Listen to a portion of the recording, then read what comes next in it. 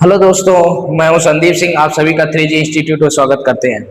हमने next class में चालू किया था भारत की राज्य व्यवस्था। भारत की राज्य व्यवस्था हमने स्टार्ट किया था, जिसमें हमने ये बताया था कि भारत की राज्य व्यवस्था एम लक्ष्मीकांत का माध्यम लेकर के हम आपको बताएंगे और पढ़ाएंगे और उसका माइंड मैप बनाएंगे और माइंड मैप कैसे पार्ट वाइज बनाएंगे कि किस पार्ट्स में कौन सा तत्व रखा गया है, कौन सा लेसन रखा गया है। भारत की राज्य व्यवस्था आपको हम पढ़ाने का प्रयास कर रहे थे और माइंड मैप के अकॉर्डिंग, अपने अकॉर्डिंग पढ़ाने का प्रयास कर रहे हैं कि माइंड मैप कैसे बनाए लक्ष्मीकांत का, उसको हम बना रहे थे। तो हमने पढ़ाया था भाग 8 में हम पहुंच गए हैं। इसके पहले हमने भाग 1, भाग 2, भाग 3, भाग 4, भाग 5, भाग 6, भाग 7 भागों तक हमने वीडियो बना डाला है और वो भी माइंड मैप को कैसे हम लोग याद करेंगे। तो सातों भागों को आप लोग देखिएगा ध्यान से। और नेक्स्ट टॉपिक जो हम लेकर आए हैं गैर संवैधानिक निकाय और भाग 8 लेकर आए। इसके पहले संवैधानिक ढांचा, सरकार की प्रणाली, केंद्र सरकार, राज्य सरकार, केंद्र शासित प्रदेश एवं विशेष क्षेत्र आपका हो गया है।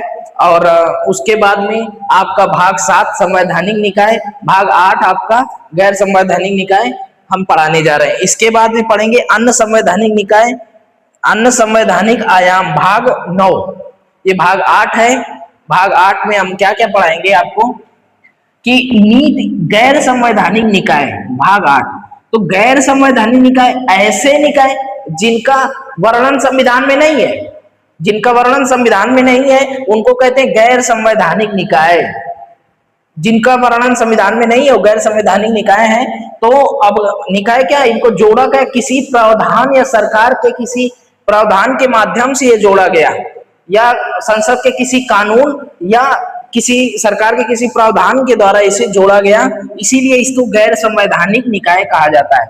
तो गैर संवैधानिक, जैसे नीति आयोग को अभी 2014 में जोड़ा गया है, मोदी सरकार आने के बाद में जोड़ा गया है इसको, नीति आयोग को।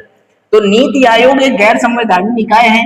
इसके गठन तथा इसमें कौन कौन सा अध्यक्ष होता है तथा कितने सदस्य होते हैं, इसके बारे में पढ़ेंगे नीति आयोग में।